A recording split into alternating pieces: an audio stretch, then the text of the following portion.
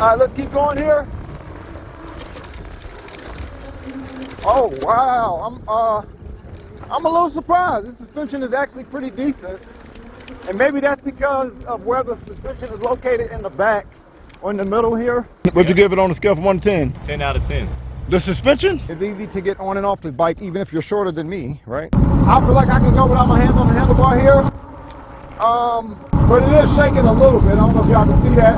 It's shaking a lot now. Oh, goodness.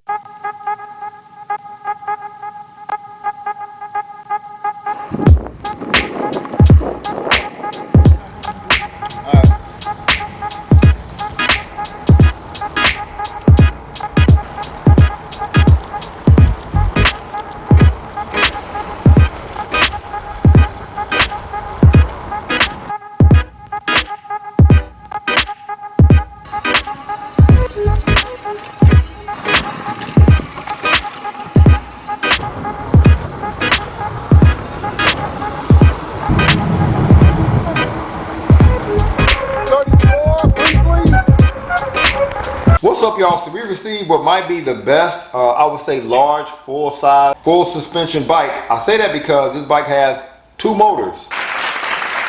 Advertised to go like 35 miles an hour. Has a 48 volt, 25 amp hour battery, advertised to go 60 to 70 miles of charge.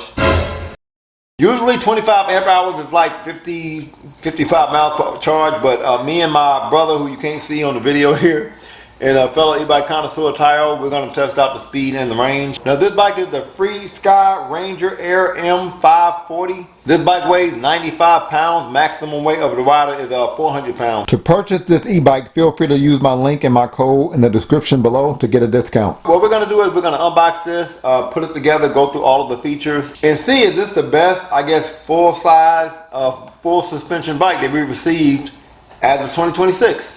Also, I am still doing the e-bike giveaway. I'm almost at 40,000, y'all. Almost there. We're getting more subscribers than we used to. So, you want to be included in the giveaway, you have to be subscribed to the channel. You have to live in the US, and then comment below on what type of e-bike you want. You want a full-size, full suspension bike like this one? You want like more of a moped-style e-bike? You want a folding bike? Comment below on what type of bike you want. When I get to 40,000 subscribers, I'm sending one of y'all an e-bike. Right. Kind of remind you of African foot a little bit.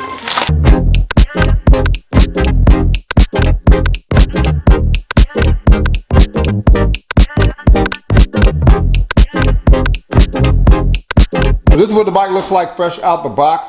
I was there with wrapped pretty well. They even tried to protect the wheel there, and there was a lot of foam around the bike. So we're gonna unwrap this, but this bike also came with a box. Let's see what's in the box. A nice array of tools, including some Allen wrenches that I can actually use because they're more on the longer side there. I love it when they show pictures on the instructions, but the instructions seem a little on the light side. So I'm not seeing the advanced settings in this manual, but here is information about the warranty here. And our battery charger to charge our 25 amp hour battery. And a small bag of nuts and bolts and screws. This is what the bike looks like without the wrapping. It doesn't look like anything was damaged. So it looks like we're going to have to put our rear rack on. We're going to have to put the handlebar on, which is already attached via wires. I think the headlight is also attached via wires there, so we have to put that on. We're going to have to put our 26x4 all-terrain Chow Yang tire on, which has a motor, right? So we have to attach this front motor. Chow Yang are one of my favorite, if not my favorite e-bike tire, because they usually have a lot of grip on them. And these are pretty grippy too. So we got to put the front fender on. So the first thing we're going to put on is our front wheel. The screws and the washers we need to put the front wheel on is in our toolkit. And there's an axle already built into the wheel here, and the axle's flat on one side. So that's what we're using to match the groove on the front fork in here. Y'all see that groove right there? That's what I'm talking about. You see the axle on the wheel there? It's flat on one side. That's what I'm talking about.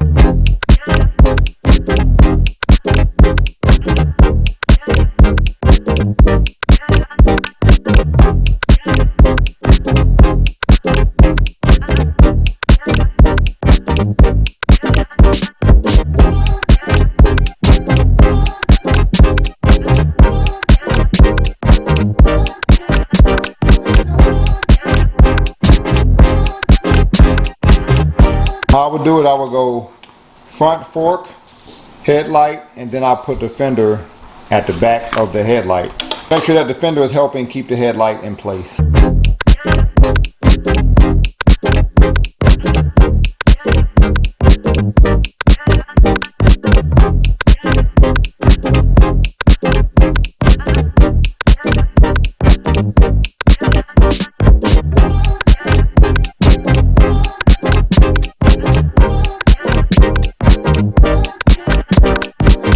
Handlebar already aligned so far, so that's good.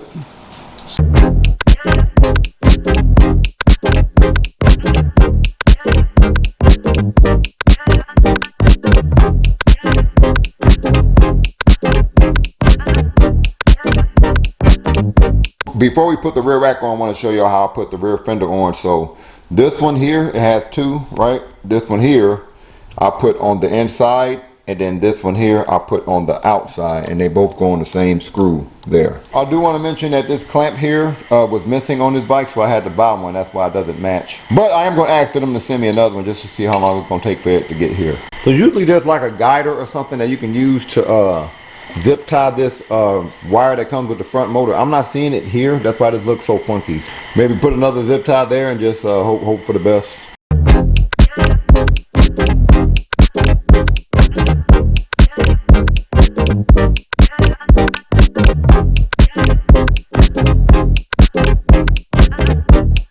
So we got the bike put together. It took us about, I would say, 40 to 45 minutes. Now this is a large bike. I would say it's a little less than 6 feet 5 inches from wheel to wheel. The seat at its lowest point from the floor is like 2 feet 9 inches. That's as high as the seat can go up. So I guess that's like a standard seat pole. It doesn't go up super high. The handlebar, which is kind of adjustable, you can adjust the angle. Where we have it now is like 4 feet from the floor. Now I do like the design, the step-through design of this bike. Very sleek looking. Almost doesn't look like an e-bike for real. You may be able to get away with it with this bike. What y'all think? But I love the color though. I think it's a good looking bike, but let me know what y'all think. Look at that suspension. And I don't think we've ever had a suspension set up quite like that, with this small triangle here and with the suspension going up against the seat pole kind of like that. So curious on how that's going to perform in our off-road test. But I do like coil suspension over like the air compression suspension. I think it gives you better rebound. Give y'all a look at this rear suspension here.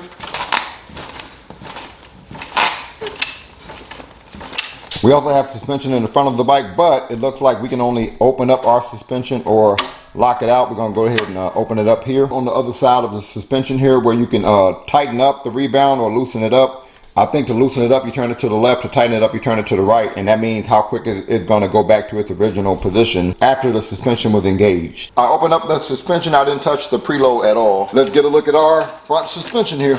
Oh,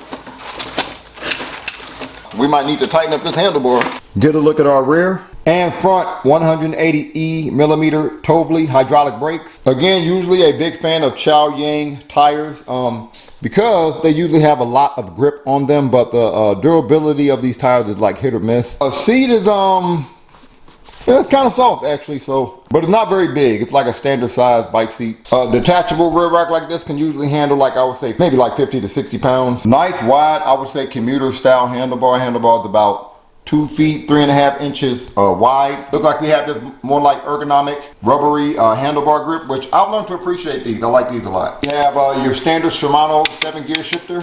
You can charge the battery while it's in the bike by plugging your charger in there. There's an on and off switch in here. If you want to take the battery out, just put the key in here, turn it, and then there's a lever here that you push up. Then you can remove your battery. So this bike is advertised to have a speed cadence sensor. I guess that's what this is.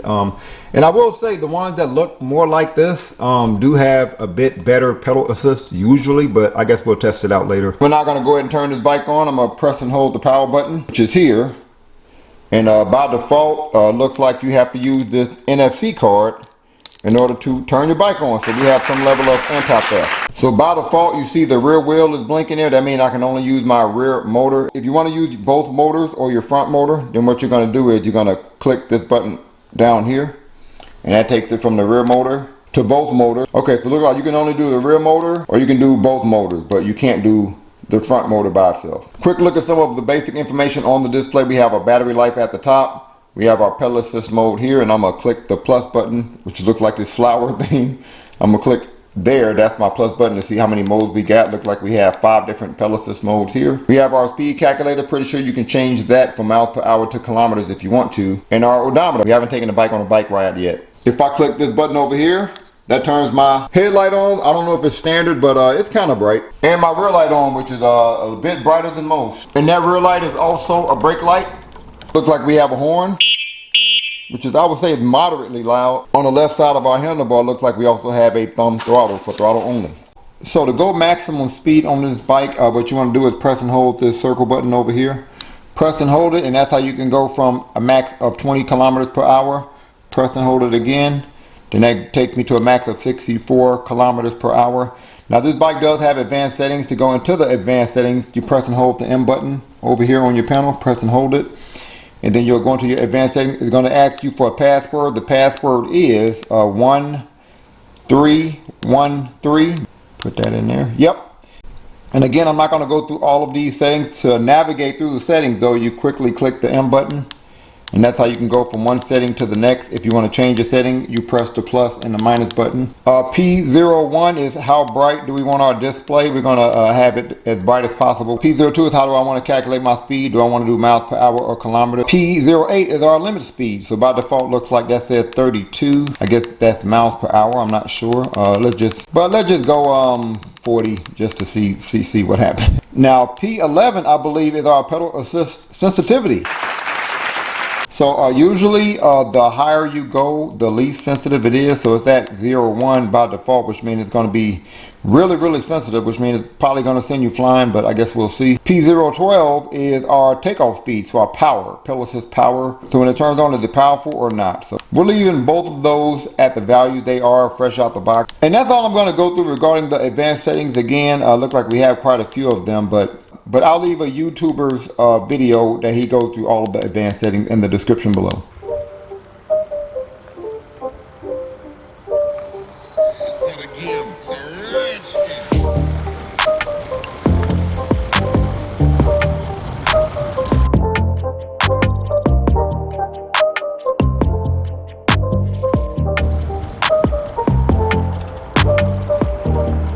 How tall are you? 6'1". How much do you weigh? 230. What you think of the suspension? Felt perfect with nice, calm, comfy ride. I'm not gonna lie, no bumping, no nothing. What'd you give it on a scale from 1 to 10? 10 out of 10. The suspension?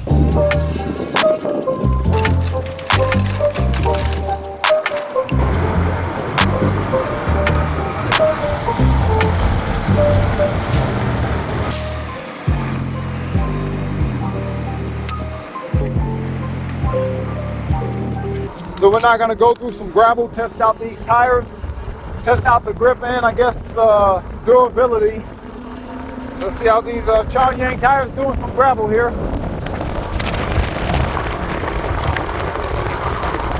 Not a whole lot of slipping.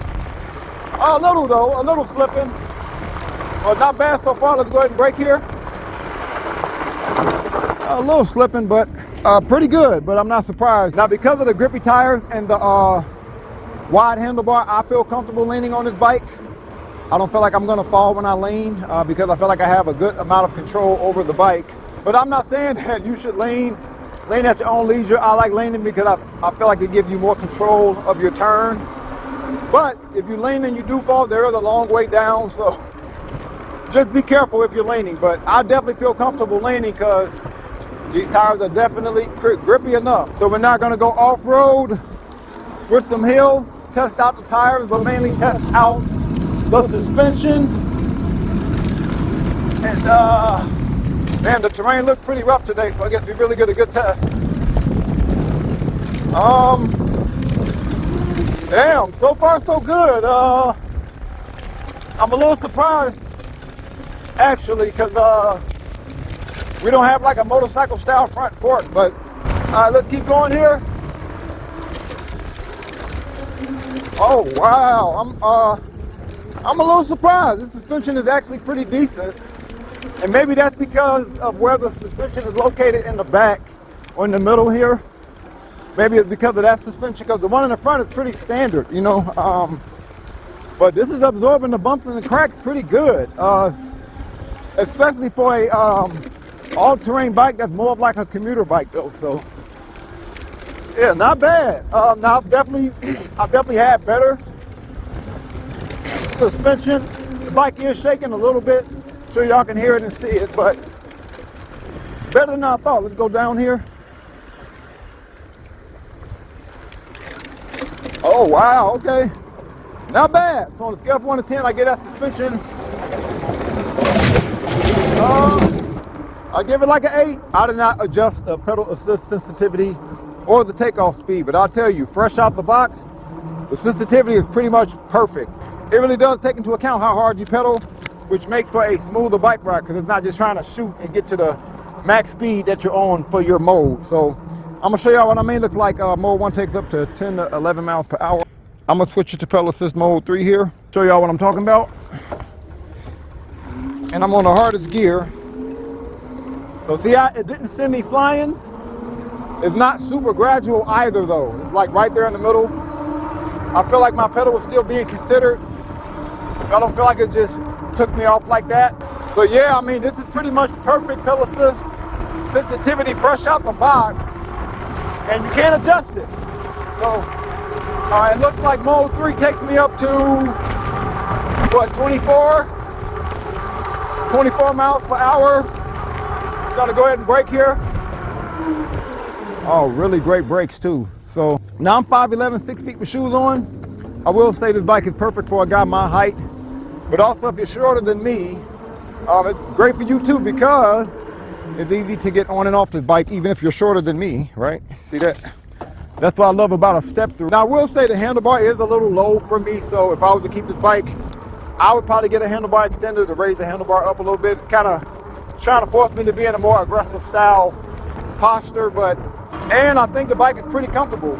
Now the handlebar does wobble a little bit, but maybe that's because it's a more commuter style handlebar. I noticed those kind of wobble. It's pretty comfortable though. The seat is comfortable so far.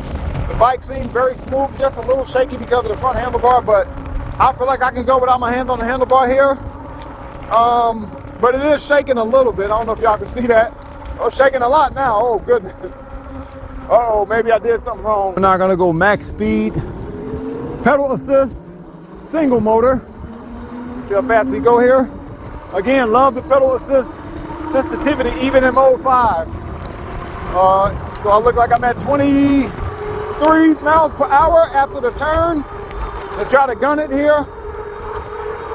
26, 27, 28, 29, 30, 31,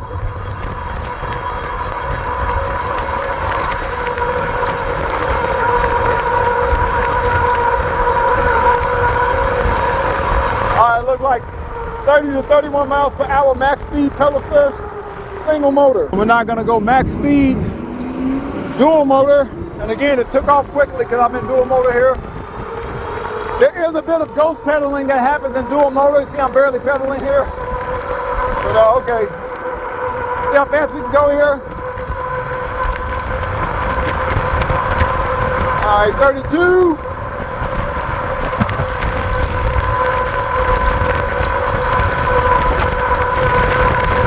Trying to catch the motor is hard. All right, so we'll just stay looking like 32 miles per hour, max speed, dual motor. We're not gonna go max speed, throttle only, single motor.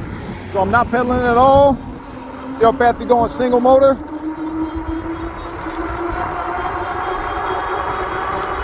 All right, 23, 24, 25. And the handlebar's real low, so I'm trying to get as much as I can here. 27, 28, 29, 30, 31, 32, 33,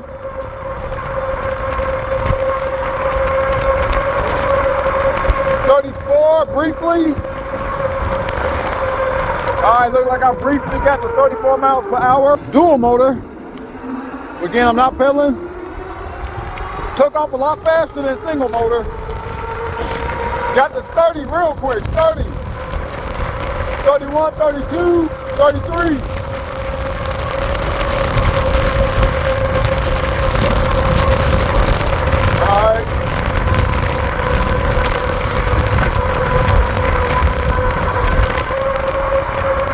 right, that's 34. So it looks like I hit 34 briefly, whether I'm in single motor or dual motor. So I guess dual motor just gets you to your max speed quicker.